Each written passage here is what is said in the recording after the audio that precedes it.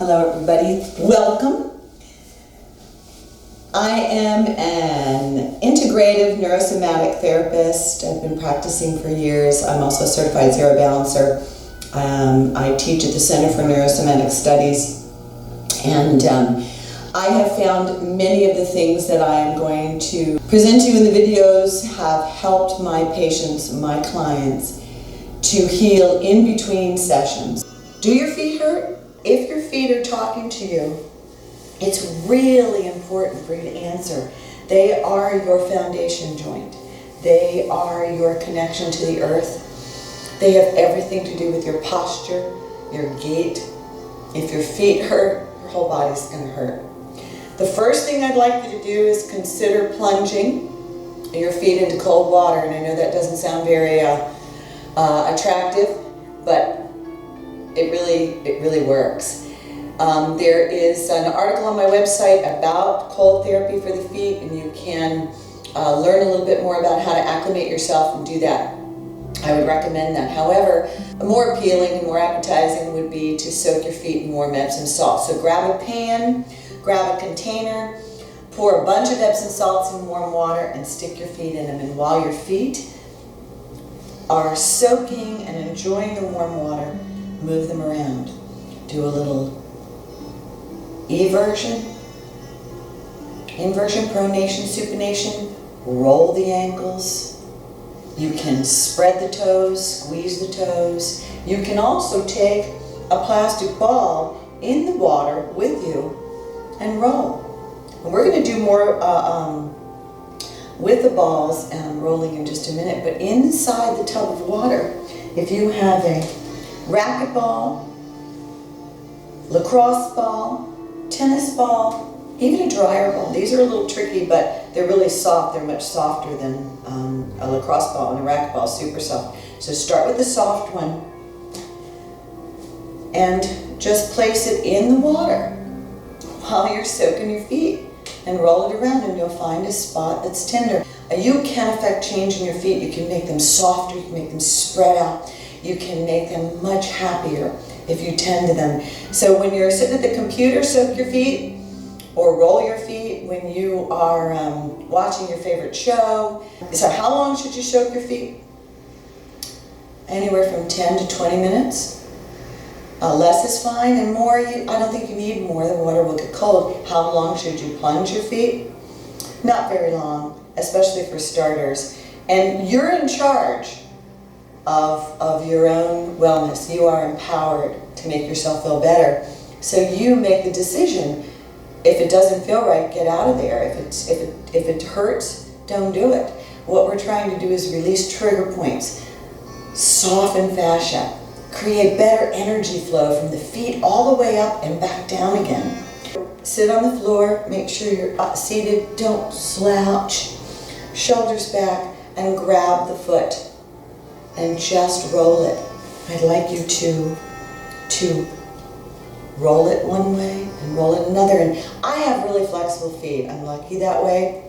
Those that have flexible feet, their head may hurt them. And there's videos on the cranium, the eyes, there's videos on the viscera, there's videos on legs and arms. So please come and visit my site, treatyourselfnaturally.com, for more resources on how you can treat yourself naturally at home in between qualified professional treatment, okay? So I'd like you to move the bones. This is simply a treat yourself naturally, so give it a good stretch. You're going to want to really pull the toes. Now I'm holding the leg up so you can see, but do this in any way that's comfortable for you. Point the toes, okay? Flex the toes and point the toes. Get those pedicure toe separators and put them in and sit with those in for a few minutes. And you can also go online, and they're called yoga toes. They're pretty neat. My article shows places to get those, and of course you probably have them in a drawer somewhere. Separate the toes and then push through the dorsal side of the foot, and you can push all the way from the ankle down. There's going to be some spots that are pretty tender in here, and just move the bones a little bit. As you're moving, you can press inside the plantar side of the foot. And that's for a lot of people, you know, feel the pain. Some pain is in the ball of the foot, but they can feel it all the way through the foot. I'm going to work not just the foot, we're going to gently work the ankle and the heel, as well as the low leg. So I would like you to look on my site for the tools. These are inexpensive and very useful, especially for feet. And you're really going to want to go in and just wiggle them around, counterclockwise or clockwise, or just go in and find a spot and breathe. Trigger points, healthy trigger points release in about 8 to 12 seconds. Sometimes you need to come out and give it a break. Don't overdo it. Go in between each one of the toes on the bottom of the foot. For those of you who can't reach your feet and are not able to do this, I'll show you other options in a minute. Okay, so go into the arch of the foot, and it's usually very tender whenever I work a client's arches, and you know, you have to go in and come out. But you also want to learn to hold it and breathe. And how much pressure? You know, just enough to, remember when you learned how to write, when you wrote really hard, maybe like that. So it's not, you're not pounding away. I also ask you to listen to your body. Focus on where you are. Try not to do anything else. Put some good music on and just treat your feet. It's just you and your feet. And then come up into the heel, and all around the border of the heel are amazing attachments, and then when you come up into the ankle. So using the tools, any tool you'd like, that's pretty intense.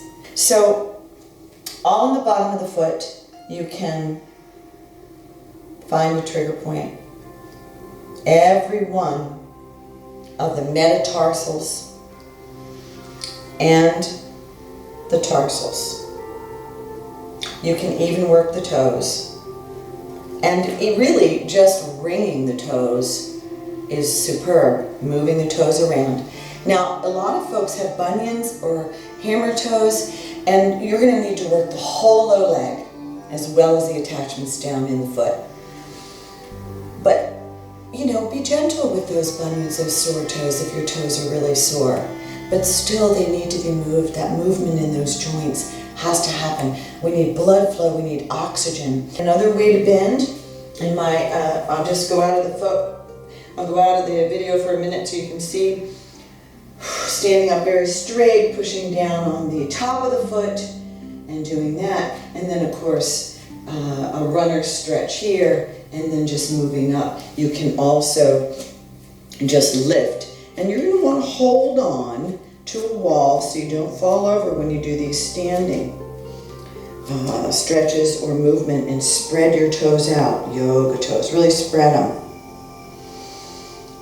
Okay, so while I'm standing, I'm going to show you a couple of balls underneath the feet standing. Again, make sure you're steady, make sure that you have balance, and that you are not going to hurt yourself while you're trying to create a therapeutic change. This is an amazing little ball. This is a ball that you can get from TheraBand, and it is perfect. It has not points, but little squares that come out, and it is superb under the foot. It is just great. And here, you're just going to work the whole bottom of the foot.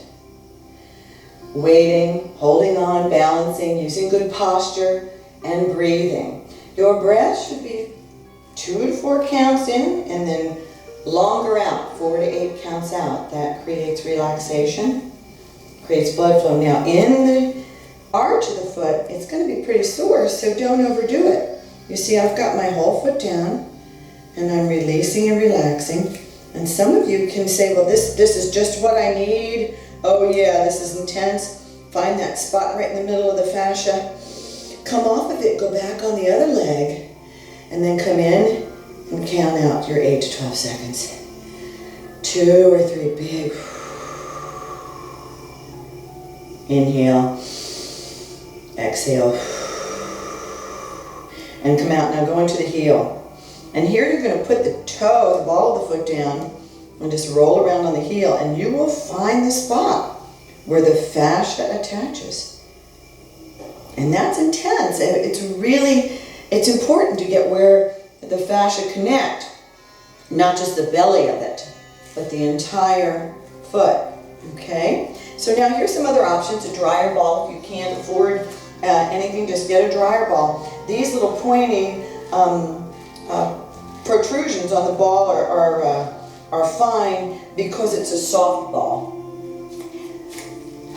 This is so good for your feet. This should be done. If you have pain in your feet or toes, you should be doing this, because this is just going to create so much blood flow, so much healing. You can also use a tennis ball and a harder ball, a lacrosse ball. And when you start to use the tennis ball and the lacrosse ball, you'll start to feel that referral all the way up to the knee. Through the calf, through the front of the leg, the shins, the tibialis anterior, tibialis posterior, you'll feel it all the way through. Here are some of these rollers. These are triggerpoint.com rollers. These are excellent for low leg, for foot, for hands, and for forearms. But for now, I want you to just see how they look. And they really spread all of the muscles inside the foot. They spread it out. So if you can, these are expensive, triggerpoint.com, but if you can't afford them, you got a cookie dough roller, maybe you can modify it. Safe and appropriate usage for all of these things. And these are not that great for the heel. They're better for the arch of the foot and better for the ball of the foot. And see, I injured my left knee years ago in soccer, so even my left foot is much more tender than my right. So here's a trigger point. I can roll back and forth, and I can hold onto this. If you have a neuroma, please go carefully, but consider that the neuroma is feeling squished. Something is happening in the foot. You may have had an injury, so soaking it is very important, but also giving it some love, giving it some attention. Again, if it's talking to you, talk back. These are a few more options. These are really great. I prefer the balls, but these are TheraBand, and they're also on my website. If your feet are real sensitive, super sensitive, then the TheraBands are going to be your choice, because they are you can compress them, and they also are not that hard.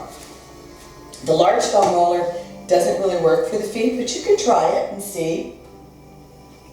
Lacrosse ball is going to be outrageous, but very good.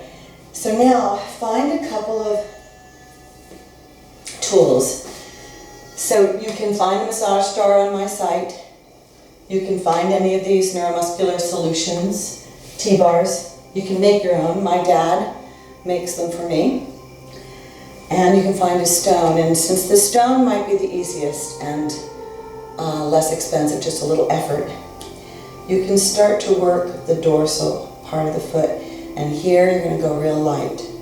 Not too much pressure, because it's going to be tender all through it. And you may want to do some stretching of the fascia first, and that will suffice. So just stretching the fascia all the way up. And you can stretch the fascia on the leg. You can wring out the leg. Notice if you find a restriction rolling under and out, or if it's easier one way than the other. See, my leg is much easier this way, so I would go against and create some warmth in that fascia, create some space, some oxygen flow, blood flow, and find the Achilles, the gastroc soleus. Here is where these trigger point rollers come in amazingly. So you can bridge up a little bit, and here you can get all of that little leg. And this is pretty intense. Now for those of you who are, ready to go for it and you feel like you've done this enough, make sure you put a little more weight on your bridge up. Don't slouch, the abs are tight. I teach a foam roller class, and I can tell you, when we go into this part, people just start to moan and groan. This is something. So you can turn to the side. This is all of the fibular compartment, the fibula, the tibia, this fibular compartment. It goes all the way down into the foot and all the way down into the toes. Once again, you're going to need to be able to bridge up, and it's going to be tender. You'll start to sweat. You really will. All the way up to the knee. All the way up to the knee. Once you get up into the knee, you're going to want to roll. And when I say up to the knee, I mean just below it. So all into these muscles. To get to the front of the muscle, what you want to do, and this is my interdrag. It's always, I manage quite well because I foam roll it. But I go into this part of, or just underneath the knee. So another, two things. You can either flex the leg you're working, make it tight, taut, and flexed, or you can relax it and see which one works for you. Going one way, rolling across the fiber, and rolling with the fiber. Across the fiber on the calf muscles is outrageous. Excellent. You can move the ankle while you're doing it. And all of that is fantastic. Fantastic. And so there is many ways to use both of these. If you have large calves, use a larger roller. If you have tiny little calves, use a tiny one. If you feel like this is too much pressure, but this isn't enough, just give it a little push and rock with it and go all the way down into the ankle. Now this is where I want everyone to work. It's right here, right where the Achilles attaches. Come into that and watch out because your rollers and roll away and push into it. You got to do this. Flex and point, roll the ankle, get some movement there. And you can go to the side. Now some of these movements are going to be difficult for you. Contact me on my contact page and perhaps we can find some other information for you to help you. But this will all help the foot. I feel this all through my toes, right here. Here's a more advanced position, and this one's hard for me, but I can do one leg. So I am going to use the large roller. I'm going to place both hands safely in front of me for support, just like table legs. My left leg is going to be standing over to the side here as another third leg for support. And I'm going to roll out the front of my right leg. I'll give you 2 or 3 different angles, but I want you to see this. Some folks are flexible enough where they can do both. I can sort of do the yoga cat-cow and roll on them, but this is, I find, difficult for me. I'm getting older. Some things are harder for me to do. But this is so good. Oh, it is really good. Superb. And there's a spot over on the left leg that's shocking. And if it's shocking, if you have to jump, get out of it. Find a place above it or below it and go in and hold it. So don't forget this as well. And if you're really super flexible, you can come up and work the feet. That we'll save for another video. So now, let's talk about how to affect the small attachments down in the ankle. So, come back to your tools. Come back to your stone or your beveled edge tool. We'll use a beveled edge tool. And come all around the lateral malleolus. And this is going to be tender. Super tender. If you have swelling or edema, you need to go see your doctor. And walking is good. Movement, connecting with the earth, all good for the feet. Super. You can work all around. There's muscles all through here. Notice how I'm touching and wiggling. And then I'll find a spot and then do that 8 to 12 second practice, and 2 or 3 nice long breaths. The last piece that I'd like to show you, and this resource is also on my website, and I have had this work for almost every single person that has had a foot injury. Folks have misstepped, their foot has gone in a hole, they've misplaced their foot on a bicycle. So many things is this. This is a calf stretcher. However, the calf muscles go down into the foot. Everything is connected, right? So I'm going to stand up again to show you this. Make sure you're balanced and safe, and make sure that you are not going to hurt yourself. You're going to use the instructions that come with this. And most of my weight is on the other leg. I am not putting all the weight on this just yet, and that's how you're going to begin. Just going to move it. And then when you get a little bit better, you can hold on to something and start to put more weight on it.